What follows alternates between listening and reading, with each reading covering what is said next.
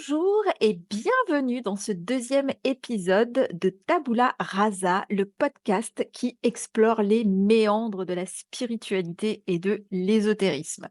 Alors la dernière fois, pour le premier épisode, nous avions parlé intuition avec mon invité Marion et aujourd'hui, rien à voir, c'est le cas de le dire. Et aujourd'hui, je reçois un invité de marque, un invité que j'adore, on peut le dire. De toute façon, les gens qui me connaissent, ils savent. Ils savent que c'est de l'amour, que c'est du love, parce qu'aujourd'hui, je reçois River James Fantôme. Comment ça va, River James? Hello! Je sais pas si je suis un invité de marque, hein, petite pression quand même. Ah si, mais si, voyons, je suis tellement contente de t'avoir sur ce deuxième épisode. Merci de m'inviter pour parler de mes potes les monstres. Mais oui, parce qu'aujourd'hui, effectivement, on va parler cryptides. Mais avant de parler cryptides, peut-être que pour les gens qui habiteraient une autre planète et qui ne te connaîtraient pas, peut-être Au moins, au moins ça. au moins. Qui es-tu? Eh bien, je suis boulanger, je vis dans le Finistère. Non, pour ceux et celles qui me connaissent pas, c'est vrai que ma première étiquette, c'est celle de, chasseur de fantômes, et c'est celle, sur laquelle je passe, le plus de temps, mais je fais plein d'autres choses. Je fais du podcast comme toi, j'ai une chaîne, YouTube sur laquelle je parle de tout ce qui est étrange, pas forcément que, paranormal. Je fais du TikTok, enfin je suis, comme toi, hein, créateur de contenu, voilà, sur les fantômes plus, mais aussi, les cryptides. Du coup, en particulier Bigfoot, on va en parler parce que c'est ma spécialité, c'est mon grand ami, Patty Bigfoot. Mais je touche à tout ce qui est un petit peu, étrange, voilà. D'un point de vue, purement, académique, je suis, un très grand scientifique, pas du tout. J'ai fait, une première année d'études en parapsychologie, je dois valider la seconde, ce que je n'ai pas fait depuis des années. Ça surprend qui? Pas moi. Voilà, voilà.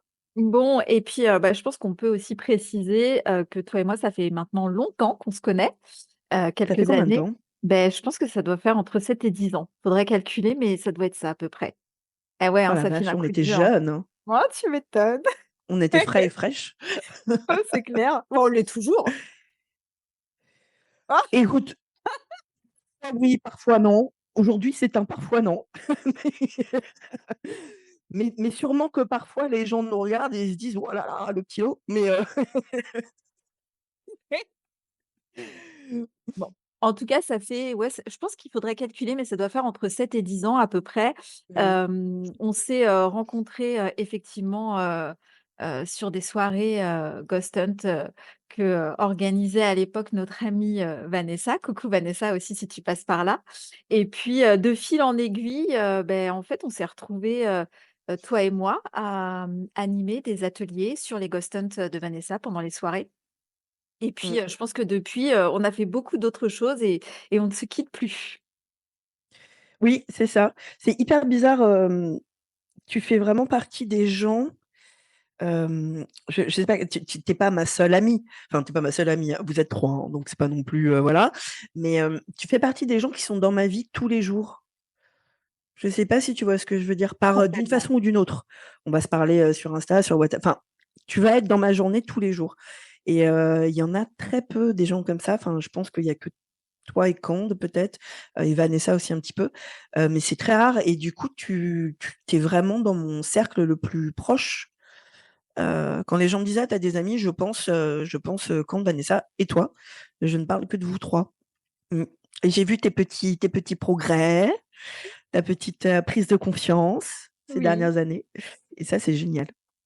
Bon et puis toi et moi aussi, sans spoiler, on a un projet très secret qui n'est plus très secret, puis je pense qu'à l'heure où ce podcast va sortir ne sera plus secret.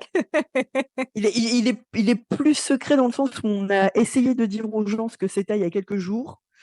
Comme je t'ai dit, j'ai reçu pas mal de commentaires de: «Je n'ai pas compris ce que c'était». J'étais là: «Yeah, vive la com!» C'est ça. Bon, bah, écoute, on a des progrès à faire dans certains domaines, hein, tout va bien, voilà, c'est comme ça. C'est pas grave. Mais, Mmh. je pense qu'à la fin, on pourra en dire un petit mot quand même parce qu'effectivement, comme le podcast sortira après l'annonce officielle, ça ne sera plus à ce moment-là un secret, on pourra tout dévoiler, donc ce sera l'occasion d'en parler. Carrément, Mais carrément. avant ça, et si on allait voir, donc, nos petits cryptides, nos petits monstres, enfin je dis petits, mais certains sont quand même grands, des grands monstres et avant ça, qu'est-ce qu'un cryptide? Parce qu'en fait, je pense que la plupart des gens qui vont nous écouter ne savent pas forcément ce que c'est. Et avant de parler de cryptides, j'avais envie de donner, la définition de la cryptozoologie parce qu'en fait, finalement, l'un s'imbrique, dans l'autre et cryptozoologie, c'est formé à partir de 3 mots grecs qui sont, les mots cryptos qui veut dire caché.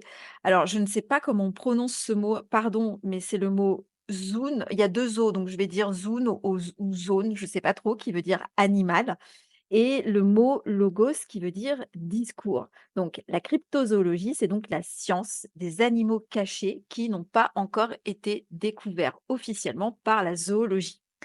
La cryptozoologie, c'est une vraie science, hein, c'est pas quelque chose de farfelu puisque aujourd'hui encore, on trouve, beaucoup d'animaux, qu'on ne connaissait pas il y a encore, 5 minutes, un mois. Il y a des animaux nouveaux qu'on découvre, tous les jours, tous les ans. Et de ça, on va tirer ce qu'on appelle donc les cryptides. Et là, tu vas me dire si tu es d'accord en fait avec cette définition. Donc, qui sont des animaux supposés exister, mais dont la réalité n'a pas été prouvée scientifiquement. Je suis pas d'accord. Alors, eh ben, voilà, ça tombe bien, parlons-en. Alors, vas-y. Le mot scientifiquement, il me pose problème. OK, Je sais qu'on va parler de Bigfoot, donc on pourra en reparler plus. OK, Il y a un gros problème, avec Bigfoot, qui est qu'en fait, des preuves dites scientifiques, donc je parle d'ADN, de ce genre de choses, on en a, on en a. Quand intéressant. je parle de Bigfoot aux gens, les gens sont là: «Mais comment ça?» Oui, oui, sauf qu'en fait, personne ne le sait, mais il y en a. Donc Bigfoot aujourd'hui ne devrait limite plus être un cryptide. On OK, devrait, tu vois, le considérer, donc prouvé scientifiquement, oui. Le problème, c'est que, quand ça l'est, il y a des créatures pour lesquelles ça paraît tellement farfelu, que le monde scientifique en général, heu, ne s'y intéresse pas plus que ça, alors que les preuves sont là. bon, je pense que ça se ramène à plein d'autres choses. On pourrait dire exactement la même chose, Les nous, fantômes dans les aussi, fantômes. Voilà, exactement. absolument, Qu'est-ce absolument. que tu aurais une définition toi du coup du mot cryptide, qui pour toi serait, acceptable? Moi, quand on me demande ce que c'est, parce que hyper souvent, en fait, en France, on n'est vraiment pas nombreuses, hein, à parler de cryptozoologie, en France. Il y a, mon collègue, Virgile, qui lui est vraiment spécialisé dans le Dogman, on pourra en parler si tu veux.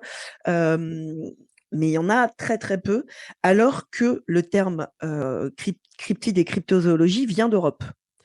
Donc ça, c'est quand même assez intéressant et pourtant, on reste, l'endroit où on en parle le moins. C'est-à-dire qu'aux États-Unis, les cryptides, c'est accepté. Dans certains pays d'Orient, les cryptides, c'est accepté. Et nous, bien évidemment et surtout la France, je l'ai déjà dit, mais je le répète, on est le pays des lumières, et par conséquent, les cryptides, on s'en fout. Donc souvent, quand je parle des cryptides, les gens sont là: C'est quoi?» Pour vulgariser la chose, parce que j'adore vulgariser, c'est un de mes buts dans la vie, c'est de vulgariser tout ce que je fais. Je dis: «C'est l'étude des monstres», parce que, c'est ce qui parle aux gens le plus rapidement, tout de suite. En vrai, bien évidemment, ça va beaucoup plus loin que ça. Heu, Moi, en tant que cryptozoologue, je m'intéresse soit aux légendes et au folklore, mais la cryptozoologie, ça va beaucoup plus loin que ça. On est vraiment sur de la recherche de terrain, sur des preuves, quantifiables, qualifiables, et cetera. Mais pour résumer, pour vulgariser, je dis tout le temps, c'est l'étude des monstres. Puis j'aime bien ce terme, moi j'adore ce terme de monstre. Ça leur colle bien à la peau, moi je trouve, alors Mmh. j'ai fait mes petites recherches puisqu'effectivement je n'y connais pas grand-chose en cryptides. Je connais ceux, qui sont le plus connus aujourd'hui, donc on peut parler effectivement du monstre du Loch Ness, du Yéti ou de l'abominable homme des neiges, voilà, du Bigfoot dont on va parler dans pas longtemps là, dans quelques secondes et j'ai été, assez étonnée en fait de voir que, bah, finalement il en existe des dizaines et des dizaines de milliers, qu'il y a même des cartes de cryptides cryptides, notamment aux Ouais. États-Unis. Et Il alors y en a une dans mon salon, je vais pas vous la montrer, mais il y en a une dans ah mon bah, salon. voilà. Et alors j'ai été hyper étonnée parce qu'en faisant mes recherches, moi je voyais, dans mon esprit, j'avais Bigfoot plutôt, dans les montagnes, et ben, en fait, il y en a en Floride. Ah Absolument oui? ouf. Oui, Il a pas apparemment le même nom en Floride. Il s'appelle en Floride, on l'appelle pas Bigfoot, on l'appelle le skunk ape ouais, mais pour c'est le fou! singe des marais, Mais en je gros. trouve ça Mais il existe en Floride, ouais. Mais c'est fou. Et en fait, j'ai trouvé plein de cryptides comme ça à droite, à gauche. Et je trouve ça absolument incroyable parce qu'en fait, comme tu disais, c'est pas quelque chose, auquel on s'intéresse. C'est quelque chose, Mmh. d'assez, alors, caché est pas forcément le bon mot, mais je pense que tu vois ce que je veux dire. C'est quelque chose qui passe un peu inaperçu, in fine. Et en plus, j'ai l'impression que c'est quelque Exactement. chose qui est Mmh. assez moqué aussi parce que forcément, comme on parle de Exactement. monstres un peu farfelus, tu le disais toi-même, bah, tout de suite, dans la tête des gens, c'est, ouais, bon, voilà, il yoyote du cerveau et puis basta quoi, en fait. Et en fait, les termes que tu utilises sont exactement, ceux qu'il faut utiliser parce que c'est pas caché, on n'est pas caché. Moi, mais avant moi, bien évidemment, y compris des scientifiques. Des tonnes de personnes sont là: «Ouh, on les a les preuves. Allô, on les a les preuves». C'est pas qu'on est caché, c'est qu'on n'intéresse personne. On n'intéresse personne parce qu'effectivement, on passe pour des farfelus. Pourquoi on passe par pour des par pourquoi est-ce qu'on passe pour des farfelus? Parce que les gens ne regardent pas les preuves. Donc c'est un cercle vicieux, en fait. C'est-à-dire que très souvent, à nouveau, je vais reparler de Bigfoot, mais parce que moi, je suis très spécialisée dans Bigfoot. Quand tu parles de Bigfoot à quelqu'un en France, ils vont te faire: Au bout de la conversation avec moi, au bout de 30 minutes, quand je vais leur présenter toutes les preuves qu'on a, ils vont dire: «Ah ouais? Ah bah, peut-être alors». Et en fait, il suffirait de peu de choses pour que les gens soient convaincus. Il suffirait qu'ils nous écoutent. Mais personne ne le fait. Ou très peu de gens le font, en tout cas en France. Donc c'est vrai que c'est assez compliqué. Bon, et ben, justement, parlons Bigfoot un peu. Alors, j'ai fait peu de recherches parce que comme je sais que tu es un spécialiste, je me suis dit que autant aller à la source et donc autant en discuter directement avec toi plutôt que de regarder, tout et n'importe quoi. Mais j'ai quand même trouvé deux trois petites choses, ou pareil, je me suis dit, «Bah, tiens, je ne savais pas». J'ai vu que en fait, il y avait, ce qui s'appelle le BRFO, donc le Bigfoot Field Researches Organization, qui sont Mmh. un club, alors je dis je le mot club ou une organisation en tout cas d'amateurs et de chercheurs du Bigfoot, donc je trouve ça juste extraordinaire. J'ai même vu qu'il y a un festival annuel à Willow Creek en Californie Ouais, qui célèbre le ouais. Bigfoot. Alors, j'avais envie de donner cette info juste parce que j'adore le nom Willow Creek et j'avais envie de le prononcer Tu dans sais ce pourquoi ou podcast. pas? Non, alors j'ai pas trouvé d'infos parce qu'en fait, que Je vais vient faire le t'expliquer. Bigfoot en Californie? Alors, c'est très intéressant. Alors déjà, je vais commencer par parler du BFRO, parce que c'est probablement la plus grosse organisation, de recherche sur le Bigfoot aujourd'hui. Et alors, c'est rigolo parce que je t'entends dire, amateur, et cetera. Pas du tout. Le BFRO, c'est une organisation qui est gigantesque. On parle de centaines et de centaines de personnes, alors des gens qui sont inscrits à l'association, j'en fais partie, mais qui en gros consultent, le travail du BFRO. Il y en a des milliers, même des dizaines de milliers. Par contre, les gens qui travaillent sur le terrain, c'est un peu moins, donc on va être sur des centaines et des centaines. Mais le BFRO a une antenne, dans chaque région des États-Unis, euh, avec des protocoles qui sont de type journalistique, de type enquête et de type scientifique. C'est eux qui sont très largement invités par les médias. Alors il y a eux et il y a le professeur Coleman, on peut en parler aussi, qui est lui un primatologue très connu et très réputé, hein. Il enseigne encore aujourd'hui dans des très grandes universités et lui croit au Bigfoot, c'est-à-dire que lui a pris le temps de regarder les preuves scientifiques et il y croit. Il y a quelques scientifiques comme ça qui sont un peu de notre côté, entre guillemets, mais qui malheureusement, malgré leur statut de scientifique, pareil, passent un peu inaperçus. Mais le BFRO, c'est probablement l'organisation la plus importante et c'est probablement celle qui a le plus d'archives. Pour vous donner un exemple, quand on veut, par exemple, voilà, je suis aux États-Unis, je pense que j'ai vu un Bigfoot, peu importe dans quelle région. Quand on veut faire appel au BFRO, on va sur leur site internet. Il y a un formulaire à remplir.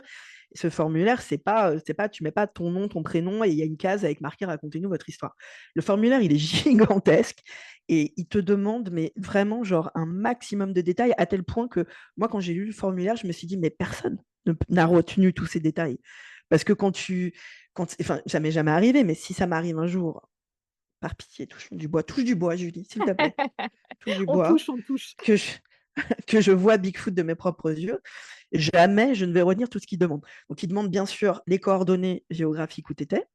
Il te demande quelle heure il était, est-ce qu'il y avait du soleil, la température, comment tu étais habillé, à combien de mètres tu étais, est-ce que tu as enregistré le truc d'une façon ou d'une autre, est-ce que tu avais pris des substances, est-ce qu'il y a d'autres témoignages, est-ce que tu étais au courant de l'existence de Bigfoot ou pas, enfin, ils te demandent tout un truc. Donc, eux-mêmes, en fait, posent des barrières pour un peu trier ces témoignages, parce qu'en fait, une fois que c'est fait, ils prennent le truc tellement au sérieux, c'est tellement une organisation sérieuse, le BFRO, que pour chaque témoignage qui passe toutes ces barrières, ils envoient quelqu'un sur place, donc quelqu'un qui est de l'antenne, euh, qui appartient à la même région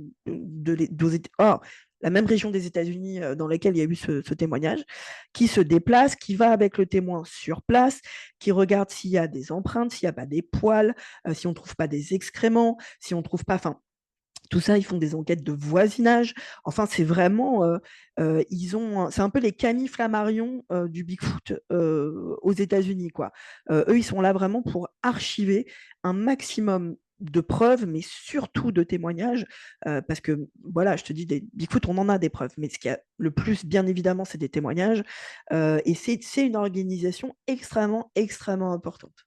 Extrêmement importante. Moi, j'ai eu l'extrême honneur d'échanger un peu sur Instagram avec le président de cette association, la personne qui l'a créée, qui s'appelle Matt Moneymaker, et qui est quelqu'un qui est très, très, très connu aux États-Unis, puisqu'il a participé à une émission qui s'appelait, ça n'existe plus, Finding Bigfoot, et qui a duré, je crois, 7 ou 8 saisons.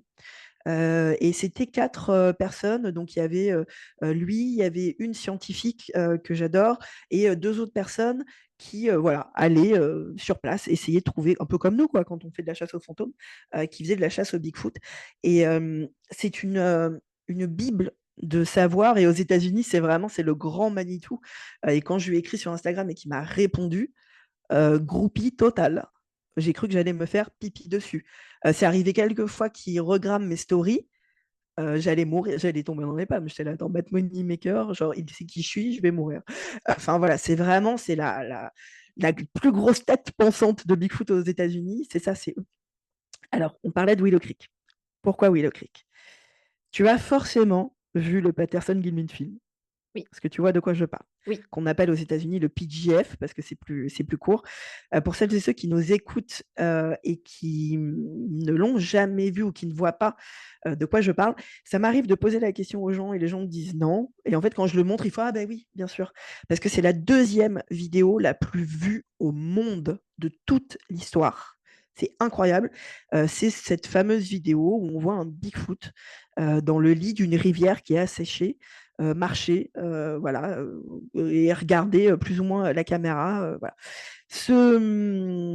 Cette vue-là, cette vidéo, elle a été prise à Willow Creek, mais dans un endroit qui est encore plus petit que ça, qui s'appelle Bluff Creek. Alors, je crois que c'est en 67 ou 69 qu'elle a été filmée, cette vidéo. Et c'est toujours aujourd'hui la seule preuve qui n'a pas été débunkée de Bigfoot. Ce film, il fait 3 minutes de vidéo. Il s'appelle le Patterson-Gimlin film parce qu'il a été filmé par Bob Gimlin et Roger Patterson. Alors Roger Patterson, lui, il est mort peu de temps après, il a eu un cancer malheureusement. Bob Gimlin, il est toujours en vie, il en parle toujours, il est très vieux maintenant, je crois qu'il a pas loin des 90 ans. Il m'a envoyé, c'est pareil, il y a un an, une photo justement d'une image du Patterson Gimlin film dédicacé.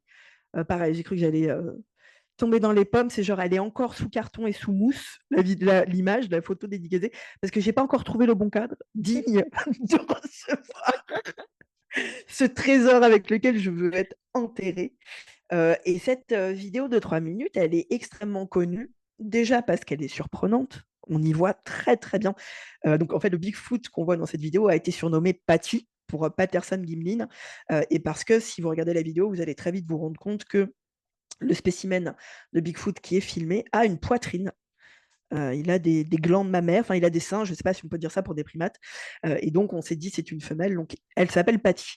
Et ce film avec Patty, il a été euh, ausculté des centaines et des centaines, voire des milliers de fois par des spécialistes des effets spéciaux, des primatologues, des spécialistes des costumes, des scientifiques vraiment de toute matière, de toute spécialité.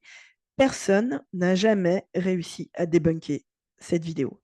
Elle est indébunkable.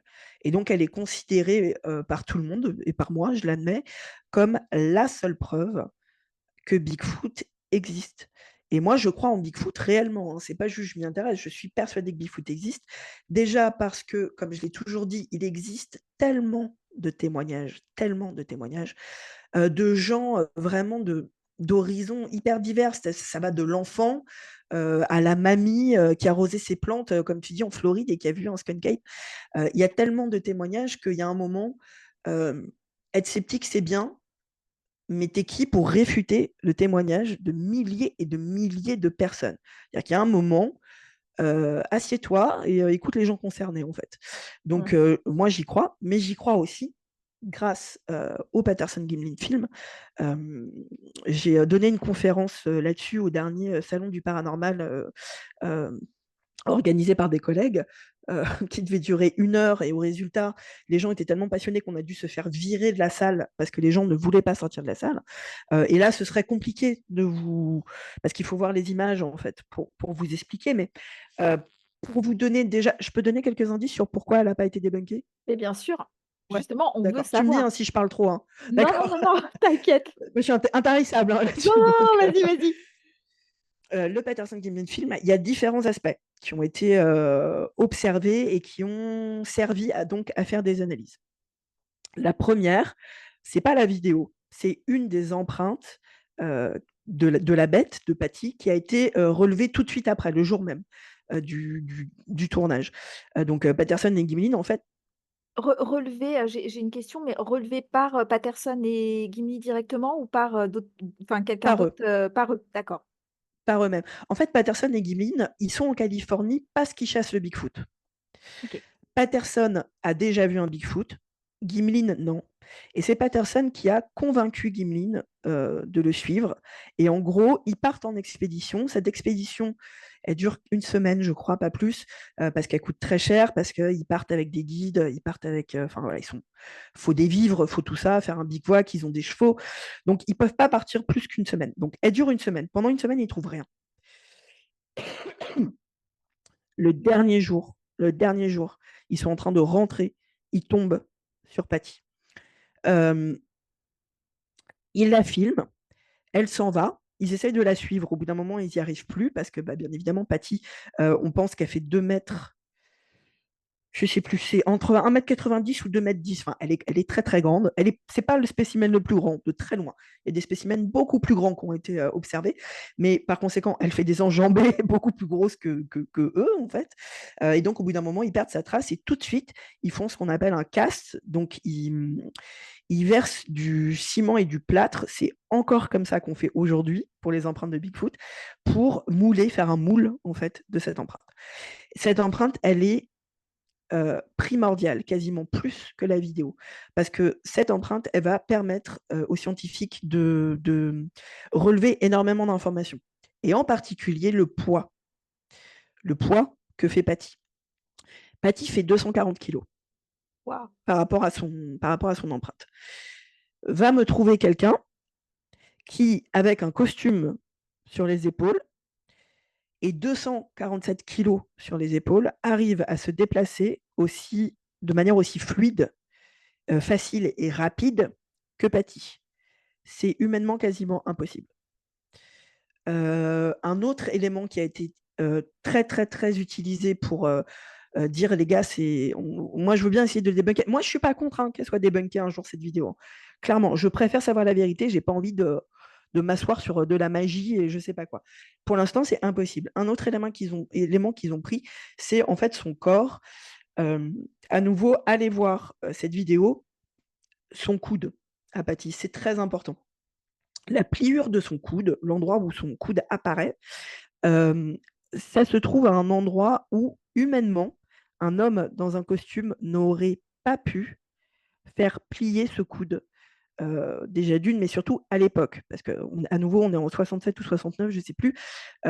Les costumes à cette époque-là sont pas du tout voilà, comme ce qu'on peut faire aujourd'hui. Il n'y a pas d'animatronique, il y a pas tout ça. À l'époque, la pointe de la pointe de la pointe en termes de costumes et d'effets spéciaux, c'est justement la planète des singes. C'est à la même époque que sort le tout premier La planète des singes. Et les gens qui ont fait les costumes et les effets spéciaux dans La planète des singes ont eu accès à la vidéo. Ils l'ont demandé en se disant on va la débunker, comme tout le monde. Ils n'ont pas réussi. Parce qu'eux-mêmes ont dit à cette époque, on n'a pas les connaissances, on n'a pas les matériaux, on n'a pas le tissu, on n'a pas les poils qu'il faut pour réaliser cette prouesse. Si vous regardez des images des costumes de La planète des singes, du film, ça n'a rien à voir. Et on est en train de parler des studios Disney. Ils sont à la pointe de la pointe des costumes et des effets spéciaux. C'est ridicule la différence qu'il y a entre Patty et La planète des singes.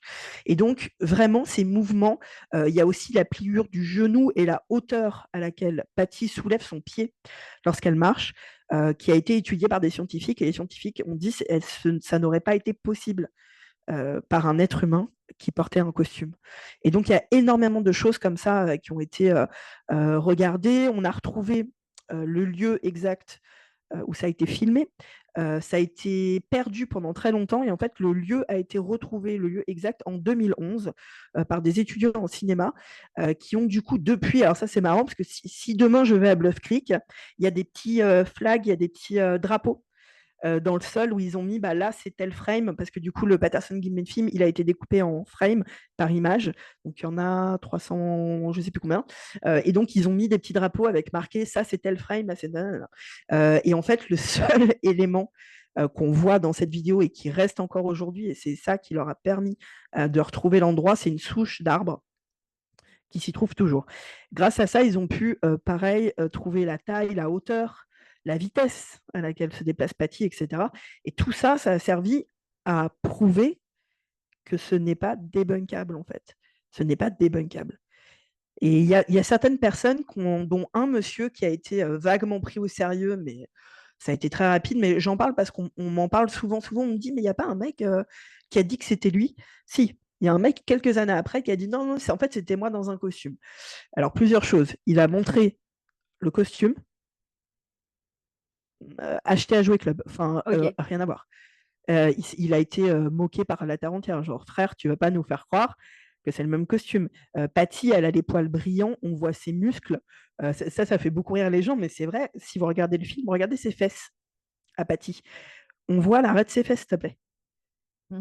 Enfin, à cette époque, c'était pas possible de faire un costume où on voyait les muscles des fesses et des cuisses qui marchent. Et donc cet homme, très vite, il a été genre non, mais frère, c'est pas possible. Et en fait, après avoir fait des recherches, il a été trouvé qu'en fait, Patterson, il lui devait de l'argent à ce mec et il lui avait pas rendu cet argent.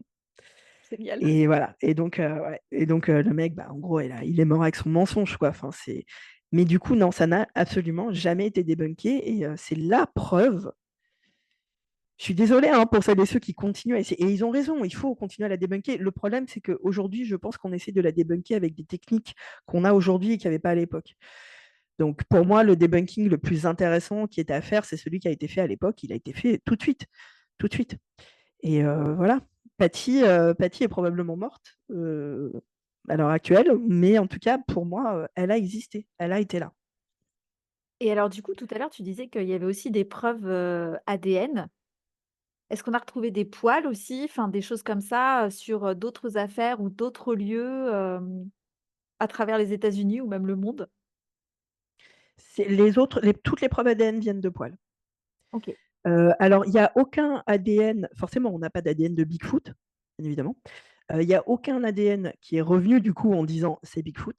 On a des ADN de poils qui ont été récupérés par exemple par le BFRO sur les endroits enfin, voilà, où avaient lieu les témoignages, etc.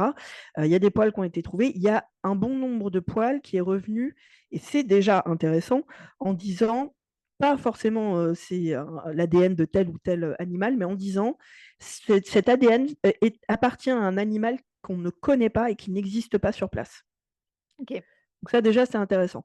Ça veut dire que c'était pas, j'en sais rien moi, un puma, ce que tu veux, un cerf, enfin peu importe. Donc ça déjà c'est intéressant.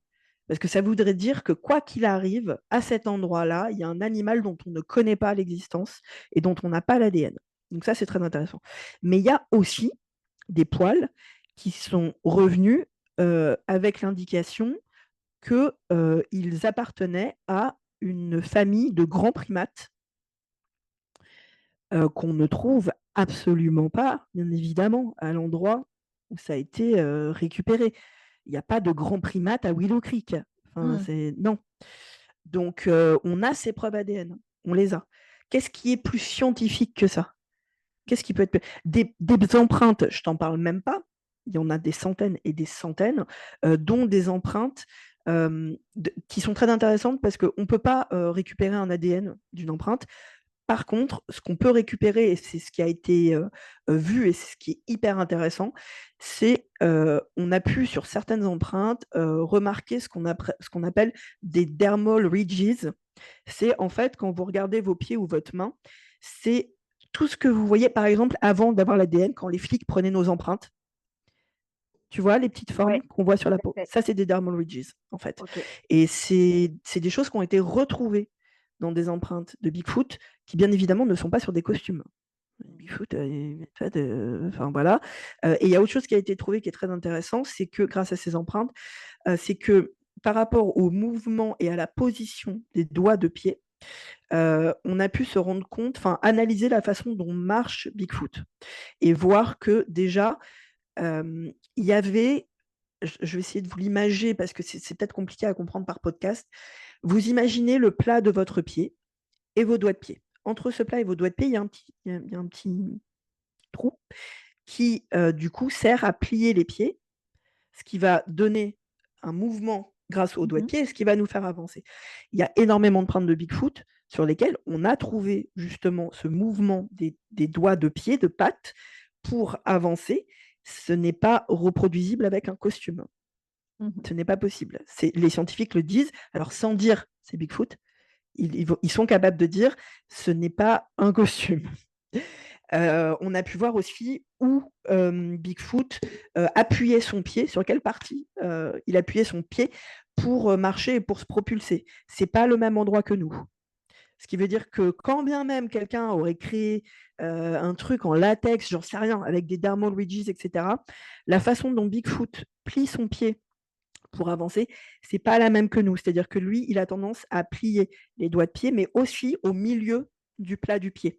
Ce que nous, on ne fait pas en fait. Nous, on se sert du talon, on passe notre poids vers l'avant et hop, nos doigts de pied nous font avancer.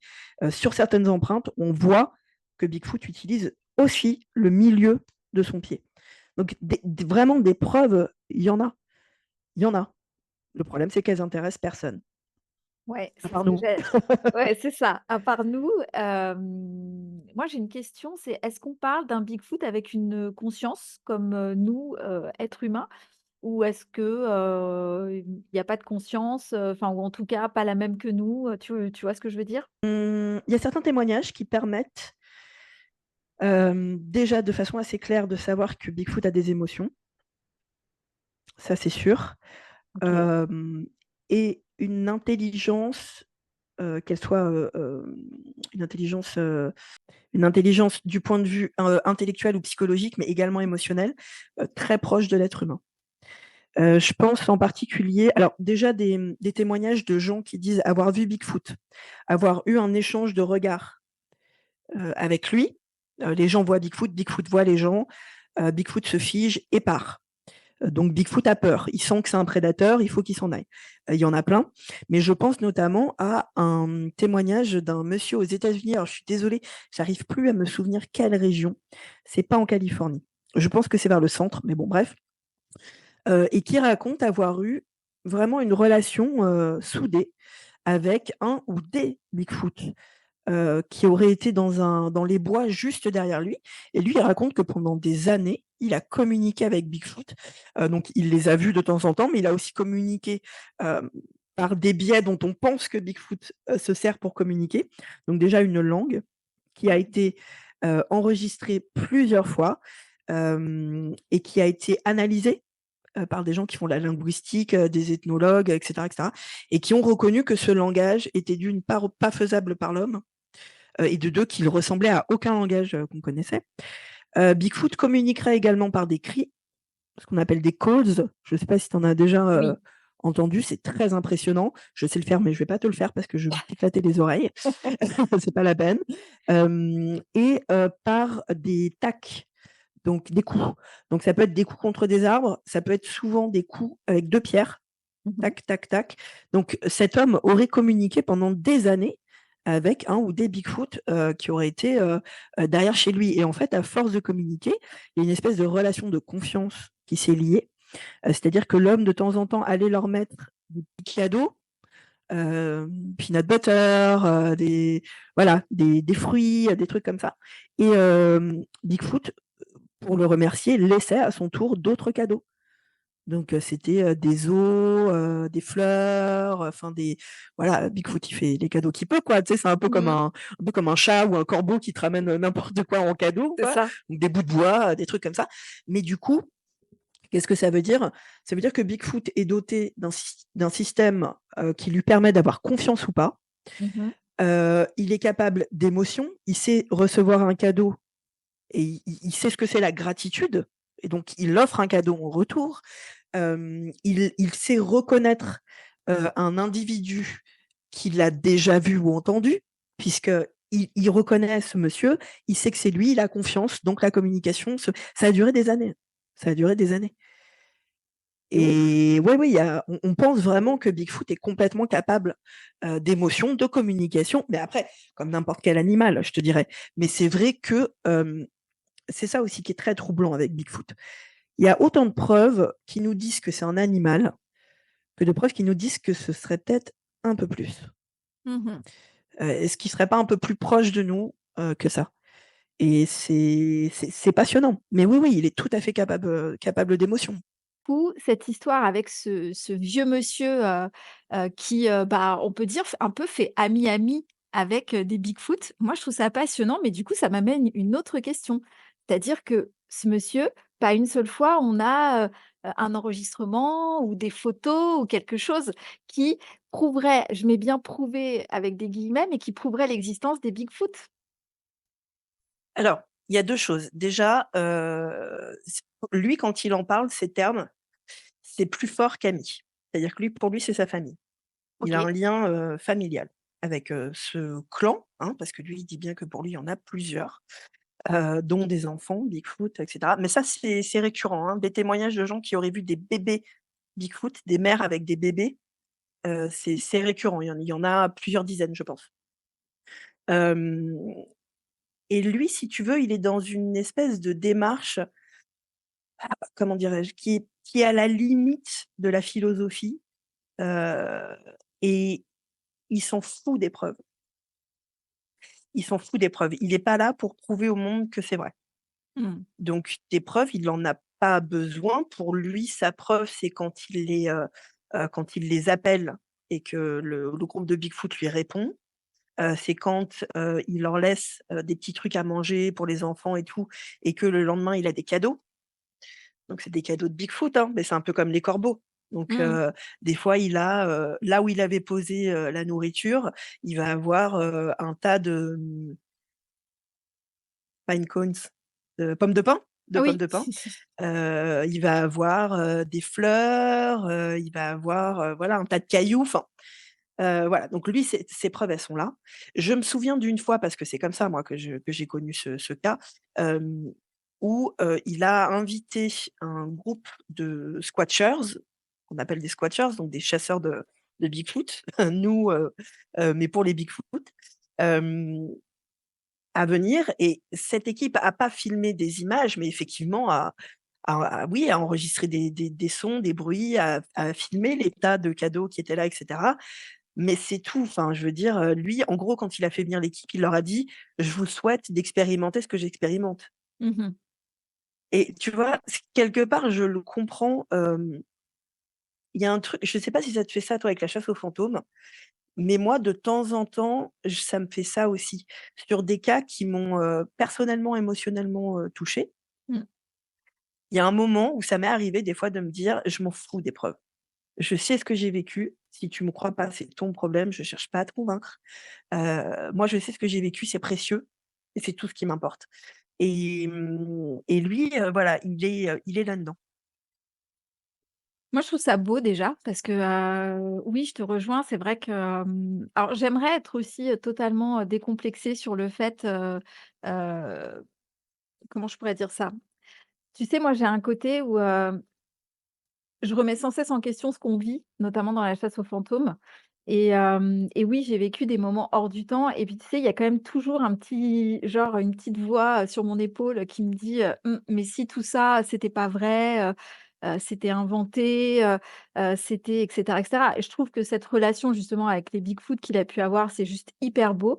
Je me dis, je suppose que toi aussi, on adorerait tous et toutes avoir le même type de relation et vivre ce qu'il a Ah, vécu s'il vous plaît. Mmh. et en même temps, je suis sûre que je serais encore capable de me dire, «Non mais ma fille, tu il y a du cerveau, tu les inventes, tes petites bêtes poilues qui sont trop mignonnes et qui te laissent des cadeaux», tu vois ce que je veux dire?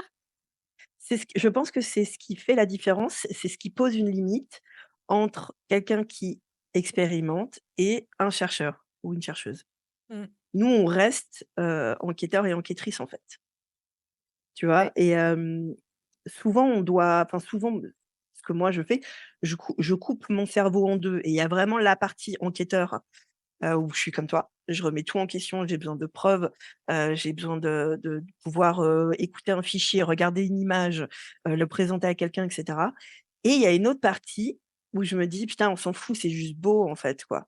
Mmh. Et c'est compliqué, mais lui, bah, oui, lui, il est vraiment du côté, expérimentation, en fait et c'est ça qui fait que nous, on c'est «notre travail» entre guillemets, tu vois? On est dans une Ouais. vraie quête, enquêteur ou Mmh. enquêtrice, heu et je le comprends, je comprends complètement cette démarche et je suis d'accord avec toi. Moi, je serais en ma vie, elle tournerait plus qu'autour de ce clan de Bigfoot, je pense, mais il y a une partie de moi qui resterait quand même, sceptique, faut que je les filme. Tu vois? Il a jamais eu l'idée de ne serait-ce que poser une caméra de chasse.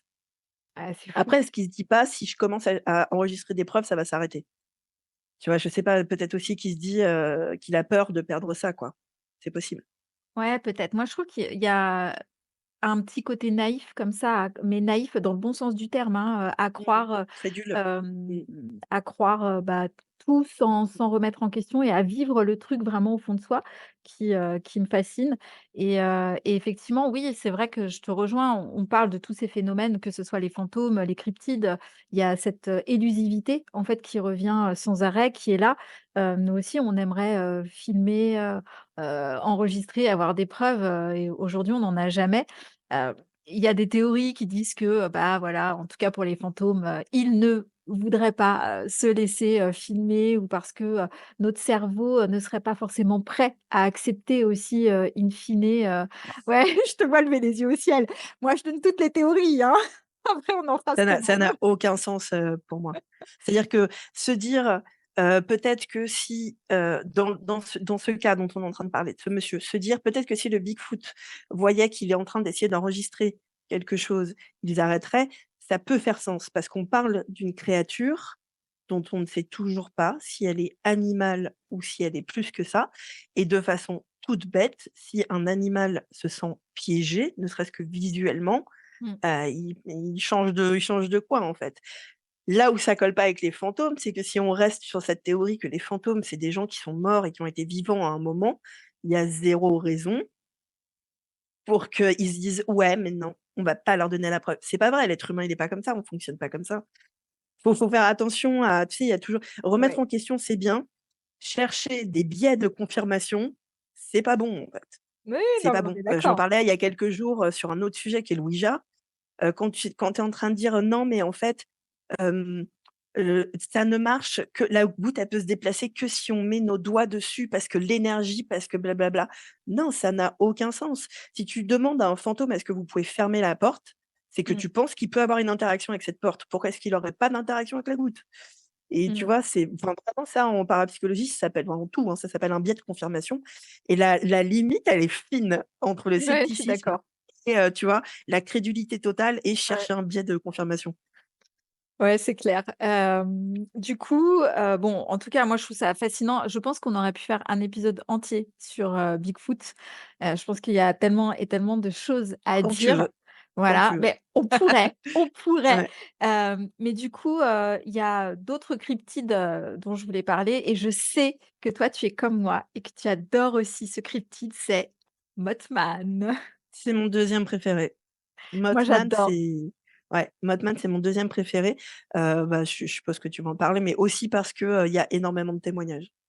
Ouais, alors moi, Mothman, j'adore parce que j'aime, alors Mothman, ça serait, donc un homme phalène, un homme papillon, aux yeux rouges et il a été observé à Point Pleasant en Virginie occidentale et donc il y a eu plusieurs apparitions entre 1966 et 1967 jusqu'au 15 décembre exactement et il a pratiquement disparu après cette date et ce qu'il faut savoir, c'est qu'à cette date, il y a eu l'effondrement d'un pont à Point Pleasant qui a fait 46 morts et du coup, les théories disaient que en fait, peut-être qu'il s'agissait, d'une espèce qui vient avertir, d'un danger. Et effectivement, il est apparu, de nombreuses fois. Il n'a pas disparu totalement pardon, après le 15 décembre, mais on va dire qu'il y a eu, vraiment, de moins en moins, d'apparitions. Et il y a même à Point Pleasant, une statue et un musée et comme pour le Bigfoot, un festival annuel, donc moi forcément je trouve ça génial, donc j'ai maintenant envie, après Willow Creek, d'aller à Point Pleasant. Par pitié, je veux aller toucher les fesses du Mothman. Moi je vote pour qu'on fasse un road trip cryptide. Ah putain, s'il te plaît. Bah, alors là, j'ai mes Google Maps qui sont toutes prêtes. J'ai tout. J'ai tout. On fait Willow Creek, après on fait Point Pleasant, après on peut remonter si tu veux, on part, Portland, Oregon, Colombie-Britannique, avec Allez, plaisir. c'est bon, c'est validé. Et alors, Mothman, au contraire, d'autres cryptides qui sont, très, localisés, lui, il est international Mothman. Il apparaît en Chine, il apparaît au Chili, en Géorgie, au Moyen-Orient, dans l'ancienne URSS et j'ai retrouvé le premier signalement, c'est au 19e siècle, à peu près. Est-ce que toi, qu'est-ce que tu pourrais nous dire sur Mothman? Alors moi, je connais particulièrement, Mothman, enfin le Mothman entre guillemets de Point Pleasant. Les autres, je les connais peu. J'ai eu la chance par contre, de façon, complètement c'était pas fait exprès, mais, en fait, il y a le deuxième endroit où il y a le plus de témoignages sur Mothman, c'est Chicago, après Point Pleasant. Mmh, à nouveau, comme je suis plus spécialiste de Point Pleasant, je le savais pas quand je suis allée à Chicago.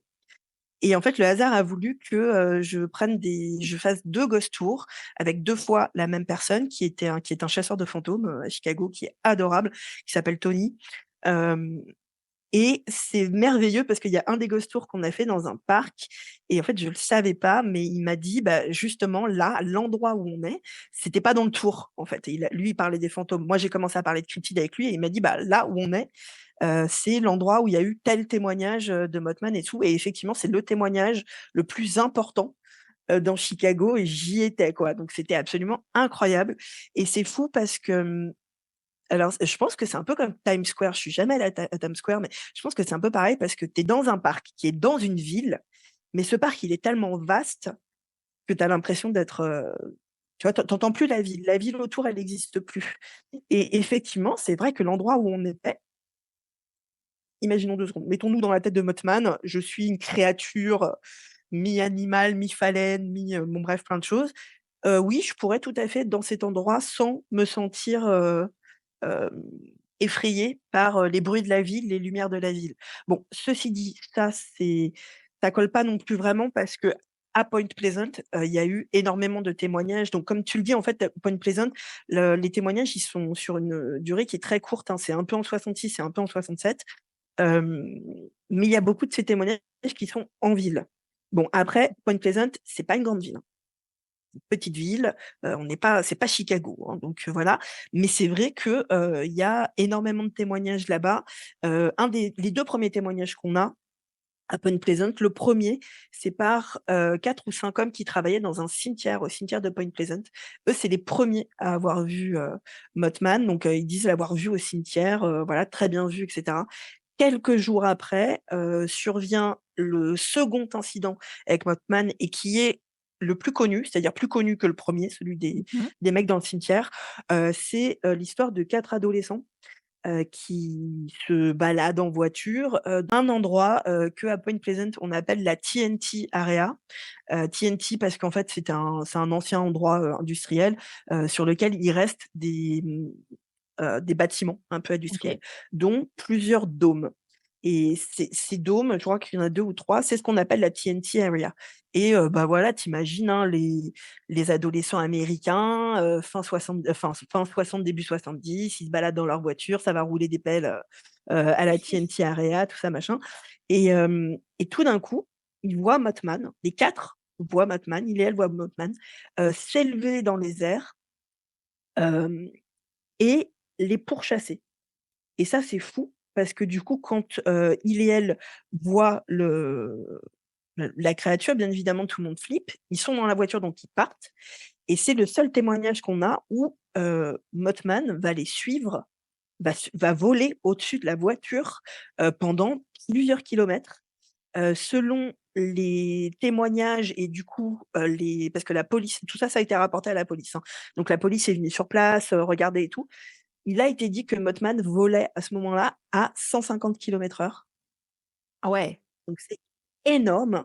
C'est-à-dire, j'imagine en gros aussi vite que la voiture. C'est-à-dire que, tu vois, tu imagines qu'ils Mmh. sont en voiture, ils flippent, bam, ils appuient sur l'accélérateur. Effectivement, tu peux monter assez rapidement à 150 kilomètres/heure et en fait, à aucun moment, ils ont, laissé Mothman derrière. Mothman était toujours au-dessus de la voiture. Et puis à un OK. moment, ils s'envolent, et ils les laissent tranquilles. Et ce témoignage-là, c'est vraiment, le plus intéressant et le plus connu.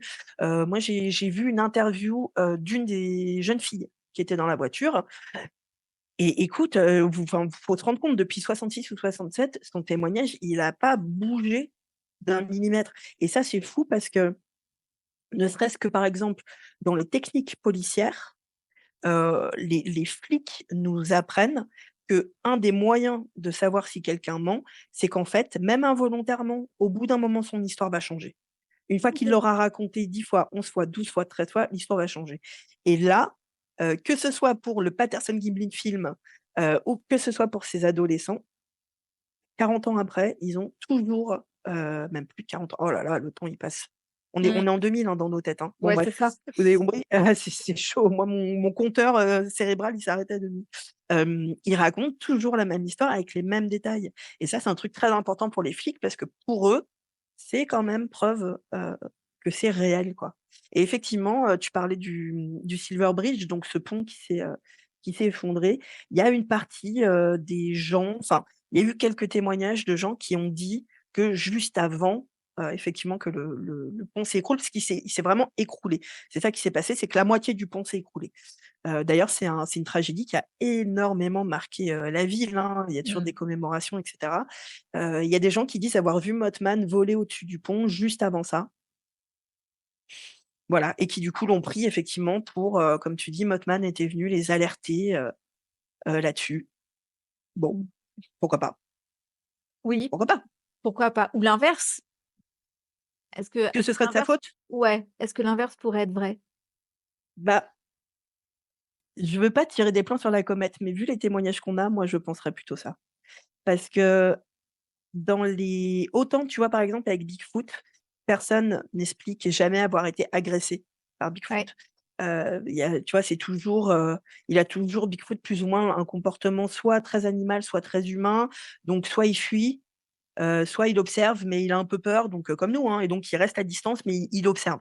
Mothman, a priori, aurait quand même un comportement, plus ou moins agressif. Il y a pas de blessés, Mmh. mais ce témoignage-là des jeunes qui se font courser, en voiture, je sais pas si on peut dire courser quand les Mothman volent, mais bon bref, il y en a plusieurs. Donc on n'est pas sur un témoignage agressif, physiquement, mais on est quand même sur, effectivement un truc qui serait pas hyper sympa ou en tout cas qui aurait absolument pas peur de nous. Et donc effectivement, j'ai envie de te dire, pourquoi venir mettre en garde? gentiment les gens que le pont va s'écrouler alors que ça fait 3 mois que, tu vois, que tu fais peur à tout le monde, quoi. Ouais. Je suis pas pers alors je vais pas dire que c'est lui qui a fait effondrer le pont, Mmh c mh. malheureusement, je pense que c'est une catastrophe naturelle, mais effectivement, en tout cas, je pense pas qu'il ait été là pour, alerter, je pense pas. Parce qu'en plus, c'est vrai que, alors je connais pas absolument tous les cryptides du monde, mais, j'ai quand même l'impression qu'en règle générale, les cryptides s'attaquent peu ou rarement aux humains, plus aux animaux, Ouais, ou pas du tout d'ailleurs, comme dans le cas de Bigfoot quoi, qu'on est sur des cryptides, ou même dans le cas du Loch Ness, qui sont plutôt un peu, cachés, et cetera. Donc pas Mothman caché, hein, en ce qui serait, concerne le Loch Ness. oui, enfin bon, On est très loin dans la c'est vrai. ceci dit, je sais pas si vous l'avez vu sur les réseaux, il y a une photo qui est apparue hier. Enfin, en tout cas, moi, forcément, je suis énormément de comptes de cryptozoologie et cetera. Il y a une photo qui est apparue hier, en disant, c'est la seconde photo, de Nessie. Bon, déjà, les calculs sont pas bons, Kevin, puisque la première elle a été débunkée depuis Heu, longtemps, mais bon, c'est pas grave. J'ai vu la photo, j'étais là: «Oui». Alors, je vais faire une petite vidéo dessus, je crois.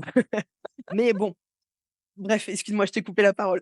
mais non et du coup, mais c'est vrai que du coup, à moins que toi tu aies d'autres exemples de cryptides comme ça qui s'attaqueraient vraiment aux humains, j'ai pas forcément Non. trouvé, en tout cas pas dans les plus connus, ça c'est sûr. Pareil Non, non, pour il y toi? en a pas. Effectivement, il y a des attaques, de bétail. Mmh. Je pense à Chupacabra, par Ouais. exemple.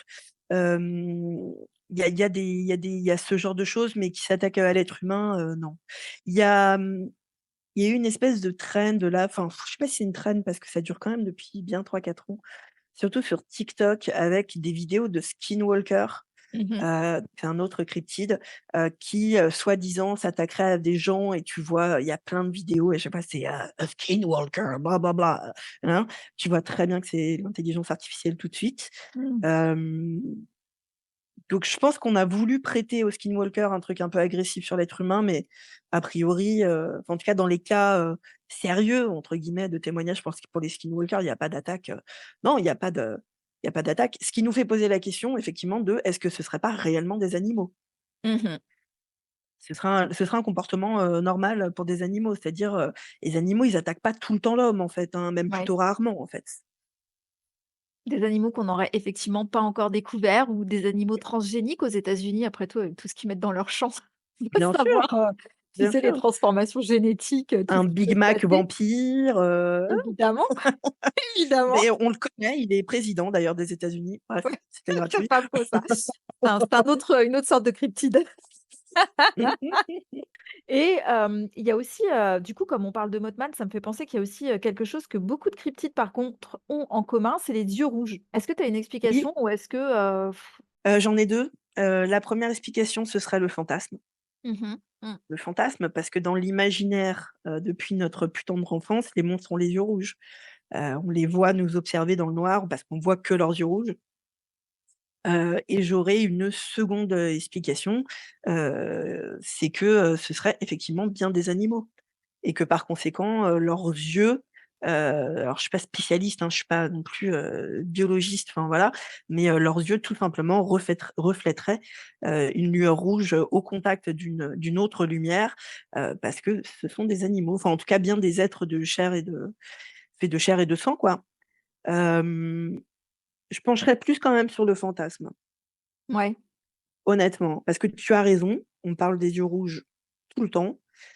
Heu, est-ce que je suis persuadée que statistiquement, ça veut dire que tous les cryptides ont les yeux rouges? Non, je pense pas. Donc il y a forcément une part un petit peu de fantasme là-dedans, je pense. Tu es en train de me dire quand même que si jamais un jour je me retrouvais nez à nez avec un Mothman ou un Bigfoot ou enfin peu importe, je suis quand même pas sûre que ma première réaction, ce serait de courir vers lui pour lui faire un câlin. Ah bah, moi, Bigfoot, je suis pas sûre. Oui, mais toi OK, mais toi tu es fou toi. Je serais là genre: «Je le savais, je l'ai toujours su, j'ai cru en toi, je le savais, personne voulait m'écouter, ils m'ont pris pour un fou». Non, en vrai, Bigfoot, je ferais rien. Je serais figée parce que je veux pas l'effrayer tout simplement. Mais, je pense que ce sera un des plus beaux moments de ma vie. Enfin, j'aurais pas peur, c'est sûr de sûr. Je serais juste en train de me dire genre: «Waouh, merci mon Dieu, j'ai pu voir cet être merveilleux». Mothman, j'aurais un peu plus peur, tu vois? Bah, disons que si tu le croises comme ça dans une zone abandonnée, en pleine nuit, avec un peu Ouais. de brouillard, puis tu Mmh. vois ses yeux rouges dans la nuit et puis ces étranges ailes de papillon, ouais, je suis pas sûre que, Ouais. tu te dises: Ouais, c'est clair. C'est ça. Je me dirais: «Oh, c'est cool, tu existes, je me taille». Tu m'étonnes. Alors, moi, j'ai quand même parce que là, on était quand même beaucoup aux États-Unis, notamment avec, Bigfoot et Mothman. Et je me suis dit: «Mais et en France? Quels sont nos cryptides en France?» Alors, je me suis quand même interrogée de savoir si on a des cryptides qu'on mérite ou pas. Parce que les nôtres, Ils ils sont sont pardon, mais ils nuls. sont chelous. Je dirais pas qu'ils sont nuls, mais ils sont vraiment chelous, quoi. Et alors, j'en ai trouvé alors nous, nos cryptides, ils sont très, régionaux, vraiment. J'ai trouvé, j'ai pas trouvé de cryptides alors il y en a 2 dont on parlera après, mais c'est vrai qu'en général, ils sont quand même plus attachés à un petit territoire, on va dire. Et j'en ai trouvé un, dans le pays d'Othe et alors du coup, j'ai appris ce qu'était le pays d'Othe en France, Othe, C'est quoi? C'est où? Oui. O-T-H-E. Et ben, c'est une région naturelle entre la Champagne-Ardenne et la Bourgogne-Franche-Comté, le Très pays bien, d'Othe, c'est très voilà. bien. Comme Alors ça, on d'accord. apprend, tout le monde apprend des Voilà, choses, aujourd'hui. absolument, merveilleux. Et donc, dans ce pays d'Hôtes, on a des voire-loups, en un seul mot, V-O-I-R-L-O-U-P-S. Et donc, ce sont des hommes ou des femmes. Et alors, du coup, c'est décrit, j'ai pas tout très bien compris, mais ce sont des hommes ou des femmes aux âmes noires, capables de se transformer en loup, en renard ou en chat. Ils attaquent le bétail et ils boivent leur sang, donc un peu comme des vampires. Et alors là, c'est marrant parce que eux n'ont pas les yeux rouges, mais ils auraient en tout cas une tache rouge sur le bas de la colonne vertébrale sous leur forme humaine. Mais j'ai pas compris ce que ça voulait dire, homme ou femme aux âmes noires. Ça, j'avoue que, voilà, le concept d'âme noire, je sais pas. Je sais pas si toi tu comprends, mais Non, est-ce qu'on n'est pas sur un en fait, je sais pas, ce qui me fait réagir, c'est la tache rouge sous la forme humaine et je suis en train de me dire: «Est-ce qu'on n'est pas sur une espèce de diabolisation de personnes qui avaient une maladie de peau?» ouais, ou une tache de naissance. Ouais, Mmh, tu vois ce que je veux dire peut-être. ou pas? Ouais, peut-être. Et ça s'est transformé en voire-loup. Alors j'imagine que voire-loup, c'est devenu, ce nom à cause d'une espèce de contraction, linguistique, de Mmh. voir un loup ou quelque chose comme ça.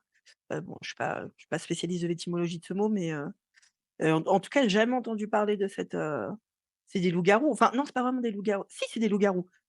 C'est des Ouais. loups-garous, oui, c'est ça. Parce que la différence entre le loup-garou et le dogman, c'est que le dogman est tout le temps, sous sa forme, loup-garouesque et un loup-garou, c'est un homme ou une femme, enfin un être humain qui se transforme en loup. Du coup, c'est une sorte de loup-garou, en fait. Ouais, un loup-garou, vampire parce qu'il y a quand même le truc de boire le sang. Je suis Ah pas oui, sûre c'est vrai. que tu vois le Ouais, loup-garou lui, il tue, il déchire, mais il boit pas vraiment le sang, ouais. bon, c'est une contraction de tout ça, on va dire, on D'accord, mélange dans un pot, jamais on entendu parler. secoue Mmh. et ben, écoute et alors l'autre, que j'ai gardé de cryptide et alors je crois que moi, c'est mon préféré de tous les temps, mais vraiment, c'est mieux que Mothman, mieux que tout, la Cam Cruz, en 2 mots. La Cam Cruz, c'est dans les Pyrénées et alors, D'accord. écoutez bien cette description. Je me marre toute seule. C'est une jambe se déplaçant seule avec un œil ou une corne au niveau du genou. Elle est sanguinolente et elle se cache derrière les meules de foin et elle dévore tous ceux qui s'égarent et qui se perdent. Est-ce Et que que c'est les meutes pas de foin. ouais, est-ce que c'est pas le meilleur cryptide au monde?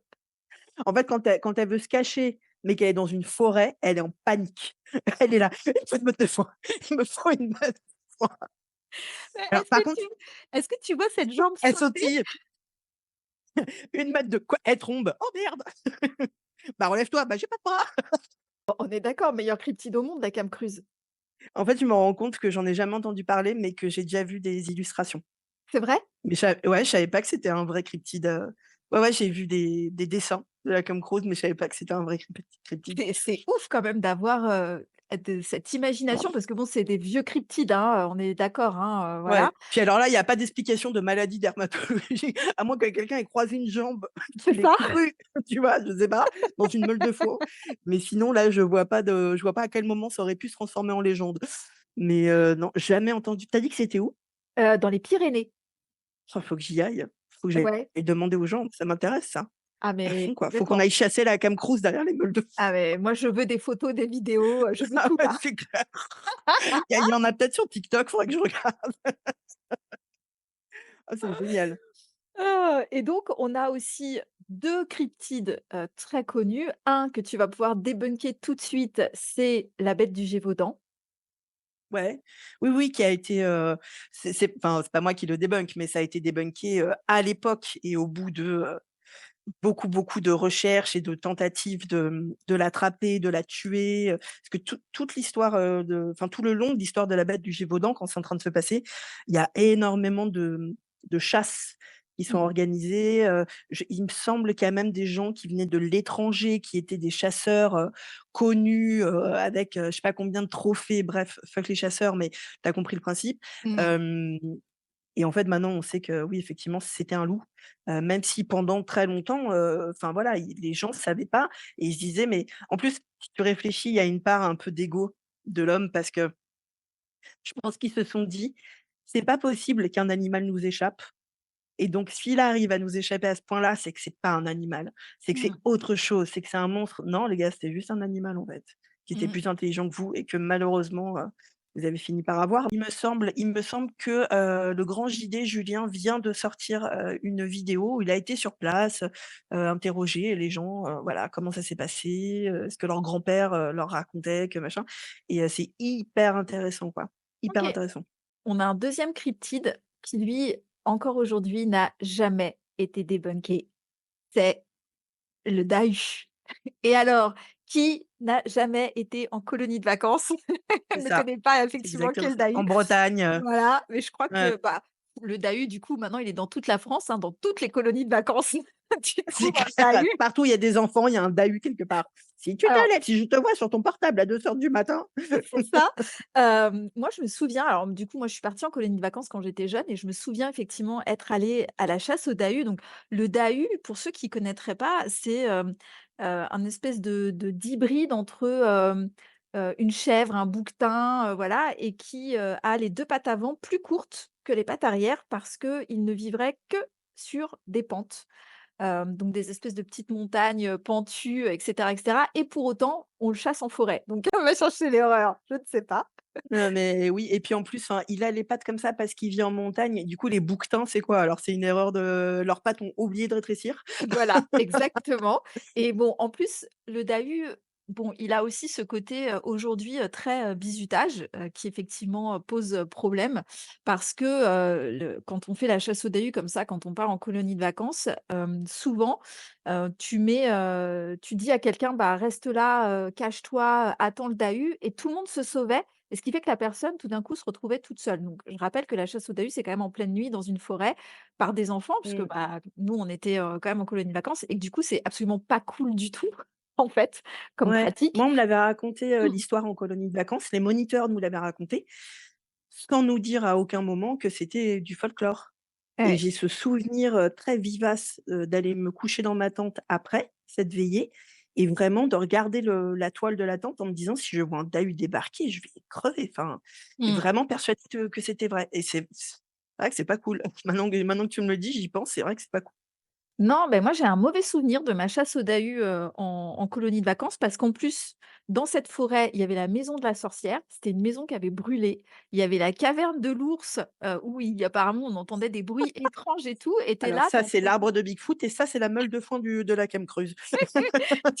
bah, peut-être que la camcruse vivait dans la grotte et t'imagines quand t'es petit, je sais pas, j'avais 7 8 ans, je crois, quelque chose comme ça peut être quand même, C'est dégueulasse. légèrement, Mais traumatisant, quoi, en oui. fait. C'est, Oh. et donc ce fameux, Dahu, donc qui existe et qui perdure, encore, toujours aujourd'hui, il a un équivalent en Picardie que j'aime profondément. Je crois que les Picards, ils ont des noms super sympas. Eux, ils parlent pas de chasse au Dahu, ils parlent de chasse à la bitarde. Est-ce que c'est pas magique? Oh là là, la Picardie. On La vous aime les bitarde. Picards.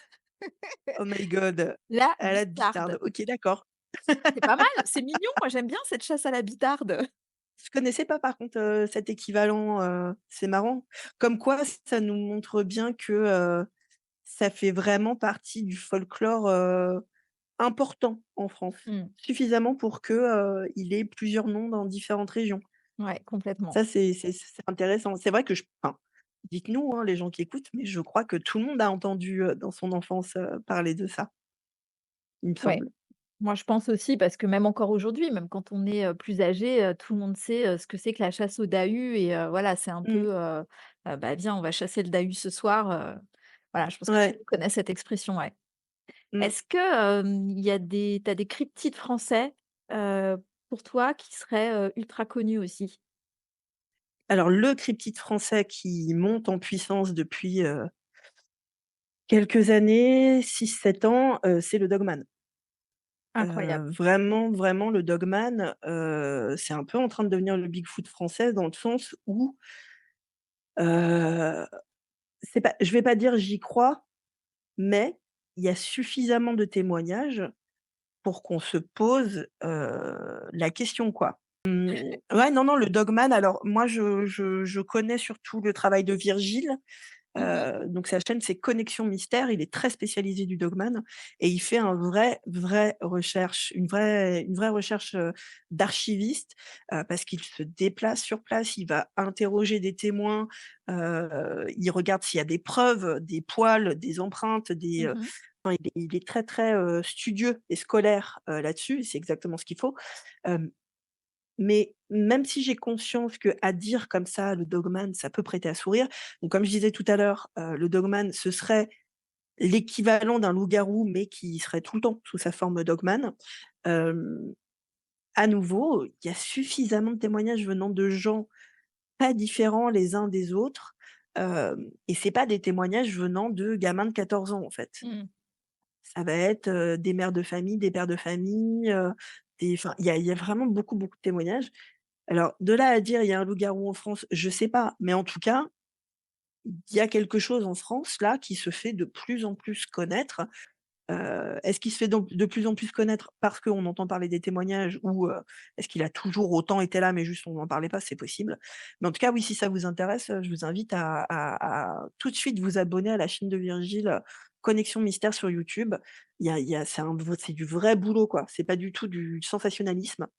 Hem et c'est vrai que moi je me questionne, j'aimerais bien, pourquoi pas me rendre sur un lieu, où il y a un témoignage, et partir la nuit un peu, bon je serais terrorisée, hein, parce que c'est une de mes phobies les loups-garous, mais enfin je sais pas. Je c'est pas que je suis crédule, c'est que moi j'apporte, de la valeur en fait au témoignage humain, à la Mmh. parole humaine en fait et quand Mmh. tu as des centaines de gens qui te disent: «Je l'ai vu», sérieusement, genre vraiment, et qui en retirent rien. Enfin, je veux dire, il y a pas de fortune à se faire, il y a pas de la plupart des témoins témoignent à visage couvert, enfin voilà. Bah, je suis qui pour dire c'est pas vrai? Donc Mmh. ils ont forcément vu quelque chose en tout cas. Ça, c'est certain. Est-ce que, du coup, j'irai voir la chaîne de Virgile parce que je trouve que c'est hyper intéressant. Est-ce que tu sais, le Dogman, il existe ailleurs qu'en France? Non, il existe dans d'autres, pays, mais il va pas avoir le même nom. Par OK. exemple, j'avais fait un podcast, enfin mon podcast à moi, Phantoms and Everything Weird, un des premiers épisodes, c'était entièrement consacré à, la légende du loup-garou. Mmh. Voilà, donc la légende du loup-garou, c'est plus vers, la Louisiane, vers voilà, et c'est à peu près c'est ça en fait, c'est leur OK. dogman quoi. C'est leur dogman. Donc non, non, ce serait, un peu partout, dans «le monde» entre guillemets, mais c'est vrai qu'en France, enfin c'est je trouve ça intéressant quoi. Faut se demander, tous ces gens, ici et oui, il y en a forcément qui ont probablement vu un loup.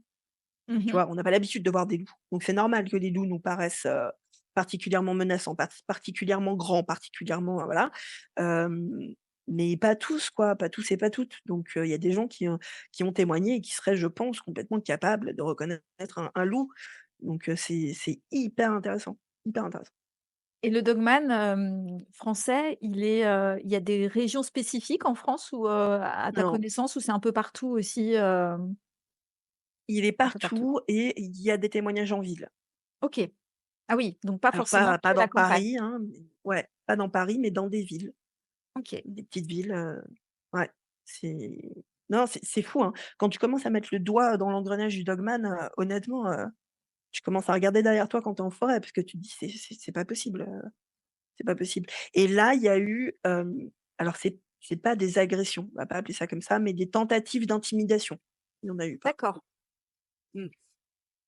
Donc un incroyable. dogman qui, se met à grogner ou vraiment se fait très grand pour t'intimider, ce genre de choses, il y en a. Mmh. OK et ben, moi j'encourage effectivement du coup tout le monde à aller voir la chaîne de Virgile pour en apprendre un petit peu plus sur le Dogman, c'est Absolument. hyper intéressant. C'est bien qu'on ait des gens comme ça qui s'intéressent, comme toi au Bigfoot, comme, Virgile au Dogman, je trouve que voilà, ça fait sortir de l'ombre, quelque chose qui est encore, un peu trop méconnu et dont on parle pas assez en fait et qui est fascinant. Surtout que enfin en fait, c'est très bien illustré par, les cryptides dont on a parlé en France, à part le Dogman. En France, quand on parle cryptide, si tu tapes cryptide français, on va t'amener dans du folklore, Mmh. pas dans la cryptozoologie. La cryptozoologie, alors que le terme vient, de France, de Belgique, enfin en tout cas d'Europe, c'est né ici, ça reste un truc, plutôt, méconnu, alors que c'est passionnant. Enfin, bah, après je sais pas, je suis peut-être étrange, mais, c'est passionnant, c'est incroyable, incroyable. Je pense qu'à partir du moment où tu t'intéresses aux phénomènes, paranormaux, dans leur grand ensemble, tu t'intéresses forcément à ce genre de choses. Après oui, tu peux, être plus ou moins intéressé, mais voilà, tu sais au moins que ça existe et puis, tu sais au moins quelques petits trucs, quoi. C'est comme, j'espère que, demain toi et moi, on pourra faire un podcast aussi sur les ovnis et puis les aliens. Moi, je trouve ça je Avec ne plaisir. connais pas du tout, mais je trouve Mmh, ça fascinant, en fait. Enfin, je mmh. rêve de voir un alien un jour, un ovni ou quelque chose comme ça, quoi. Moi, je suis subjuguée par tous les témoignages qu'on peut avoir.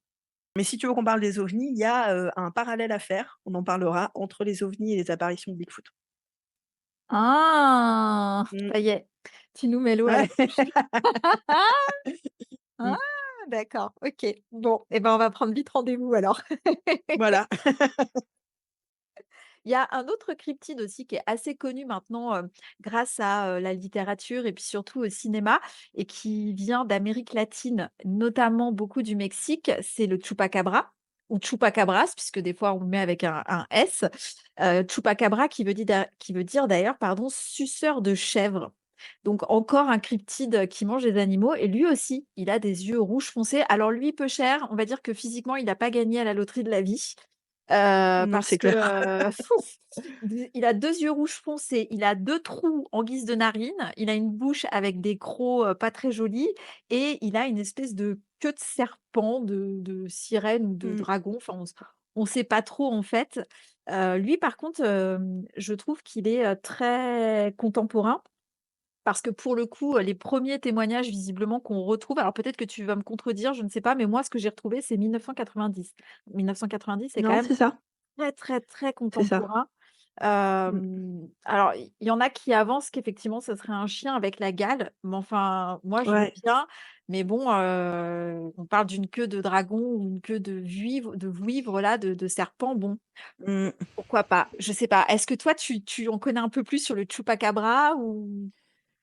Non, j'en connais pas beaucoup plus que ça, mais parce qu'il y a pas beaucoup plus que ça, en fait. C'est ça le truc, Mmh. c'est que, on n'a pas, beaucoup de, témoignages filmés ou ce genre de choses. Donc quand on cherche à se documenter sans être spécialisé, hein, en tant que personne extérieure qui dit: «Tiens, je vais aller taper Chupacabra sur Google», on va tomber sur, la page Wikipédia et quelques trucs. Donc on a très, très peu d'infos. Je la connaissais cette théorie, du chien qui a la gale.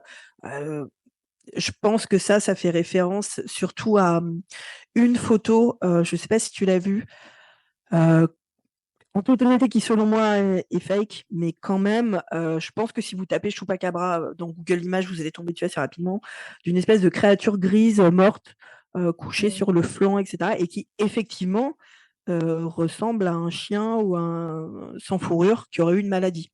Ça, c'est certain.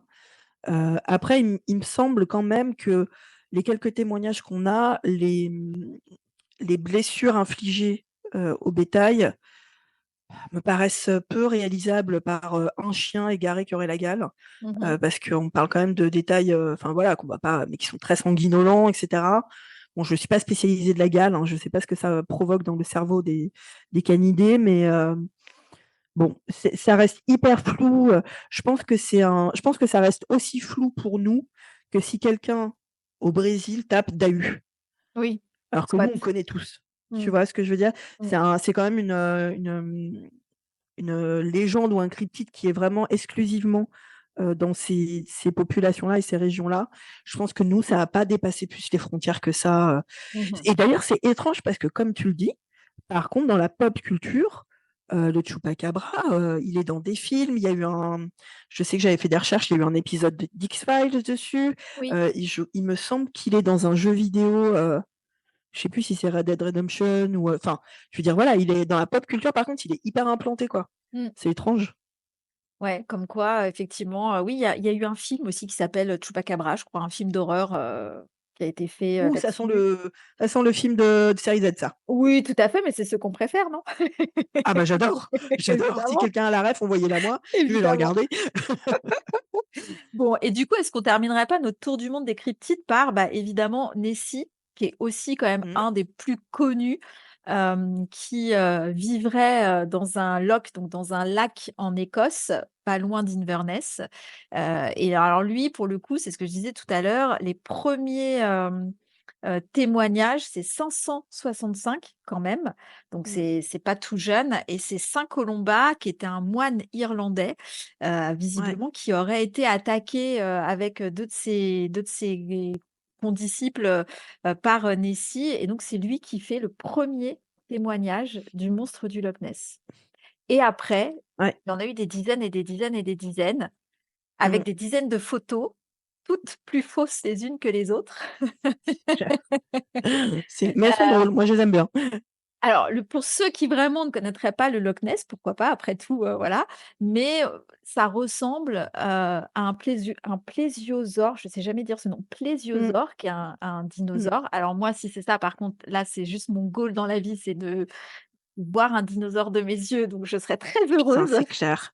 Ouais, mmh, Mais c'est voilà, avec clair. ce long cou et puis cette espèce de gros corps là, un peu pâteau avec des nageoires.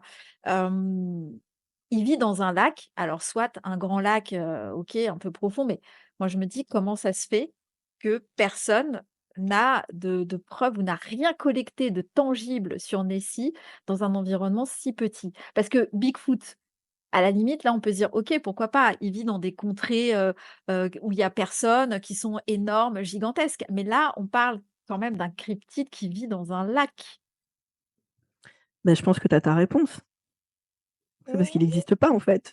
Je quel suis désolée, dommage! hein. Je suis désolée. Moi aussi, j'adorerais, et j'ai très envie. Je pense que je vais y aller un jour au Loch Ness, mais en sachant pertinemment qu'il n'existe pas. Comme tu le dis, je pense que le tout premier témoignage, il date d'une époque où, selon moi, hein, si tu me demandes ma théorie, qui est à prendre vraiment avec des pincettes, je ne suis pas scientifique, je ne suis pas zoologue, je ne suis pas tout ça, juste par rapport à des recherches que j'ai faites, etc. Euh, je pense que ce premier témoignage, Nessie a été confondu avec autre chose. C'est le cas d'un autre cryptide, je me souviens plus de son nom, qui a été décrit comme un truc hyper chelou, et en fait, on se rend compte maintenant que c'était probablement un phoque.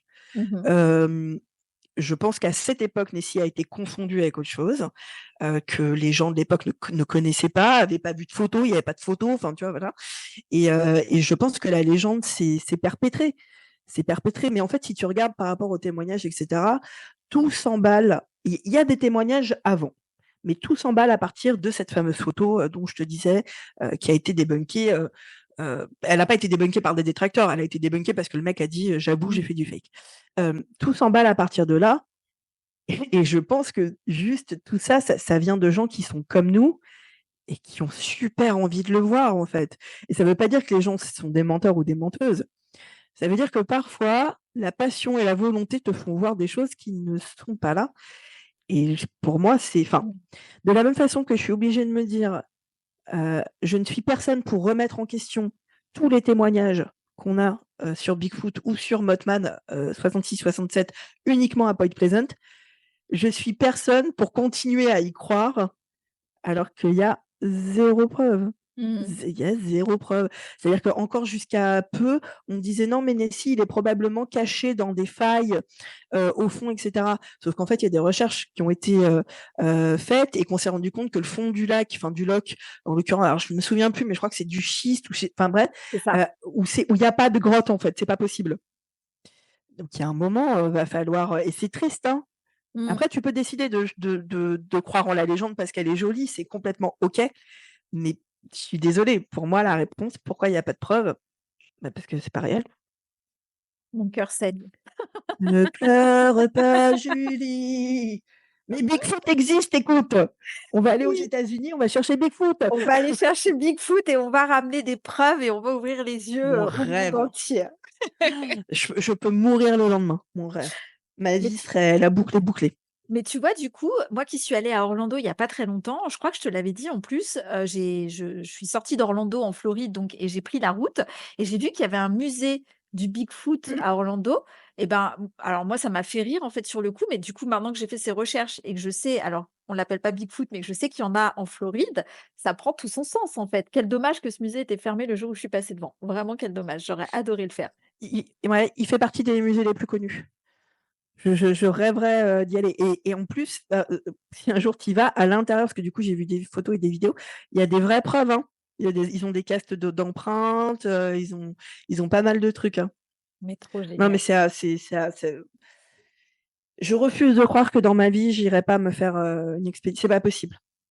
En tout cas, c'était vraiment fascinant, il y aurait des tonnes et des tonnes d'autres cryptides, mais bon, je pense que déjà on a évoqué quand même les plus connus, on va dire, les plus Mmh. courants et on a bien parlé. Après, si vous avez des cryptides dont vous aimeriez nous entendre parler, bah, hésitez pas à nous le dire finalement dans les commentaires ou à nous envoyer un petit mot en nous disant: «Ah bah, ça serait bien de pousser un petit peu plus sur tel ou tel cryptide».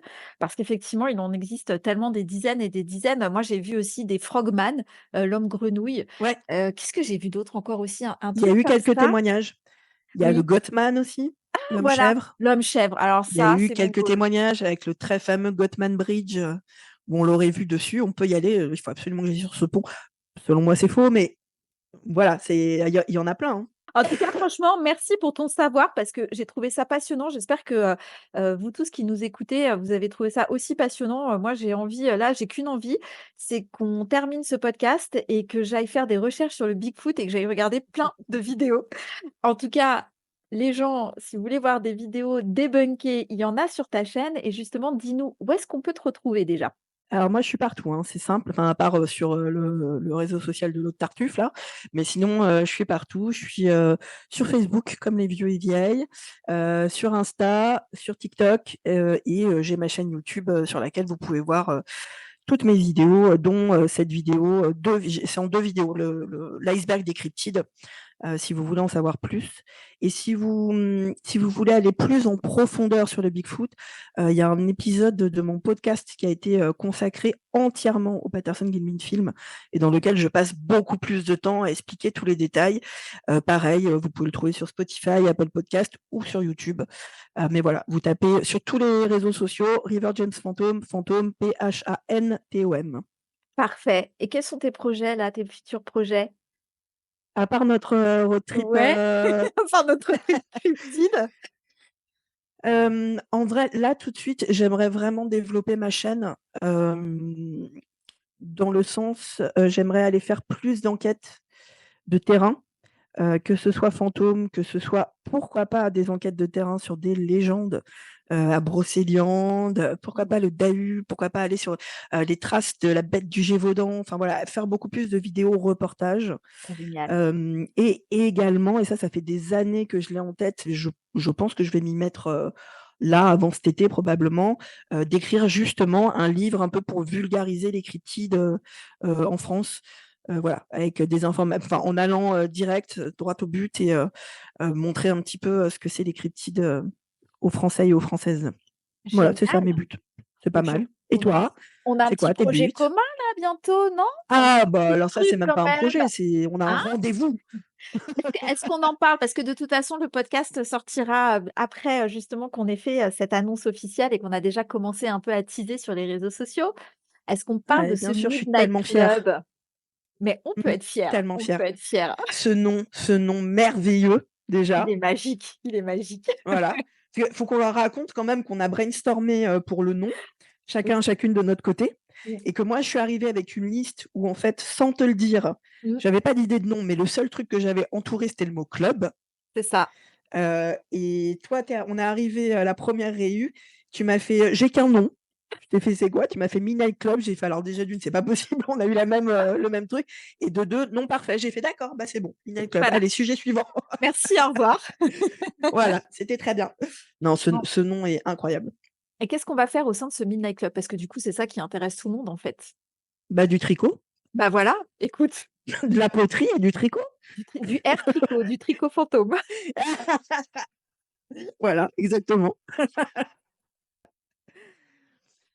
Non, on a voulu effectivement, dans la continuité de ce qu'on a pu faire, donc avec Vanessa avant, emmener des gens, en enquête, mais en enquête un peu particulière puisque, bah, c'est un peu l'enquête dont vous êtes le héros. Si vous connaissez ces livres, qu'on lisait quand on était adolescent, adolescente et qui existent encore d'ailleurs toujours aujourd'hui.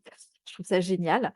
Où c'est vous qui décidez de la suite, de ce qui va se passer pendant cette enquête. Donc, effectivement, avec River James, on va vous encadrer, mais le but, c'est que ça soit aussi votre enquête et que vous décidiez, bah, de ce qu'on va y faire, de comment on va, essayer d'entrer en communication ou de chercher, voilà, des choses, dans les lieux où on vous emmène et puis surtout, on avait à cœur de vous emmener dans des lieux, bah, des lieux qu'on n'a pas l'habitude de voir, en fait, aussi. Des lieux, inédits qu'on n'a jamais fait. Voilà, c'était pour nous quelque chose, d'important. Je ne sais pas si toi, tu veux rajouter quelque chose par rapport à ça? Tu as assez bien résumé, l'histoire. C'est vrai que, pour celles et ceux qui ont l'habitude des événements sur lesquels on travaille, la grosse différence, ça va être qu'effectivement, on est plus sur un rapport, professeur, apprenant-apprenante. On est sur un rapport, on est une équipe, on enquête, et donc il va y avoir une liberté, qui est intéressante selon moi, où effectivement, comme tu dis, on va être là pour encadrer, mais on va apprendre aux gens, pour le coup, réellement à faire de la chasse aux fantômes. On va les mettre réellement dans nos pattes, c'est-à-dire tu es dans ce lieu, bon bah qu'est-ce que tu fais quoi? Réfléchis. Quelle Mmh. technique tu utilises, quel appareil tu utilises, etc. Et en tout cas, bon, je pense que nos 2 groupes vont être extrêmement, différents. Mais moi, dans les miens, je compte bien leur mettre un maximum d'appareils, entre les pattes, et je pense qu'il va y avoir un côté humain, Mmh. hyper intéressant parce que, pour le coup, on va vraiment être au même niveau, nous, que les gens qu'on va encadrer. Et il y a un partage, je pense, qui va être, assez intéressant. Et puis, comme tu dis, des lieux inédits, dont le premier, pas inédit pour moi parce que j'ai pu, y enquêter. Et c'est une enquête qui a grave porté ses fruits, dans laquelle j'ai eu des résultats et c'est un lieu, mais immense, incroyable, et j'ai qu'une hâte, c'est qu'on commence. Et moi donc! Et moi donc! Et je tiens aussi à rajouter quand même, parce que c'est important, que je suis fière de nous. Parce que c'est pas notre secteur, l'événementiel, c'est pas tout ça.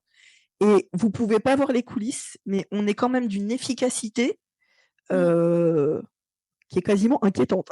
Je veux dire, qu'est-ce qui se passe? C'est vrai, Non, c'est mais c'est vrai, vrai. c'est vrai, Mmh. c'est vrai, puis en plus ça avance bien, donc ça c'est cool Ouais. aussi, parce qu'on est en train forcément de préparer les prochains aussi, donc voilà, on a, pour l'instant, quelques lieux, dans notre besace, donc ça c'est cool. Ça veut dire qu'on va quand même pouvoir, vous emmener, comme ça au moins sur l'année, 2025 avec nous et ça c'est vraiment chouette, quoi et puis ça nous manque aussi de ne pas voir les gens et de pas faire ça en fait avec eux. Oh, c'est C'est un cool, quoi. crève-cœur. Mmh. C'est un crève-cœur. Je n'attends que ça, c'est de me retrouver en événement avec les gens et je pense que je vais être une sangsue, les pauvres. Je pense que personne s'y attend, mais je vais les coller comme ça, genre: «Je vous aime, je vous aime». Mais en parlant de participants, participantes, il y a quand même un truc qu'il faut qu'on précise, c'est que comme, en tout cas pour la plupart des événements, il n'y aura que nous 2. Mmh. Le nombre de places va être extrêmement limité parce qu'on a choisi, de ne pas non plus avoir, enfin de mettre en vente des tonnes de places parce qu'on veut quand même que les gens aient une expérience de proximité avec nous. Donc je sais qu'on l'a toujours dit pour les événements, mais là, je tiens à insister double, Mmh. double. Si vous voyez un événement, prenez les places, hein, parce Oui. que ça va aller très, très vite. Très, très vite. Ouais, très bonne précision parce qu'effectivement, c'était vraiment un choix d'avoir, un petit cocon aussi et puis parce que, bah, de toute façon, d'avoir 50 personnes sur ce genre d'événement, ça n'a pas de sens, quoi qu'il arrive, quoi, donc voilà. Non. On va pas se Mmh. marcher dessus non plus et c'était pas le but, de ce pourquoi on faisait ça, quoi. Ouais, J'ai dans le tellement Midnight Club, hâte. c'est un petit club. C'est un club Ouais. familial, le Ah, Midnight Club. j'ai trop, trop hâte. Mais Bon, ce qui est bien, c'est que la première réunion du Midnight Club, c'est bientôt, donc on n'a pas à c'est attendre non vrai. plus 20 ans. Non, Mmh. c'est vrai, ça va arriver vite. En tout cas, merci River James, vraiment parce que c'était, passionnant. Je vous ai pas précisé, mais moi, c'est vrai que vous pouvez aussi me retrouver sur les réseaux sociaux, notamment sur, Instagram, La Sorcière de Prague. Sur TikTok aussi, j'essaye un peu. C'est vrai que j'ai du mal, mais voilà, je vais y Tu vas y arriver, arriver. je persiste et puis, sur YouTube, évidemment, notamment pour écouter ce podcast, mais j'y fais aussi, des petites guidances, décalées, un peu fofolles et un peu à la Speedy Gonzales parce que alors je déteste les guidances qui durent une demi-heure et puis en plus comme c'est des guidances de la semaine, très sincèrement, ça n'a aucune vocation à durer plus de 30 minutes. Donc, voilà et puis, bah, c'est déjà pas mal, hein, pour ma part, en tout cas.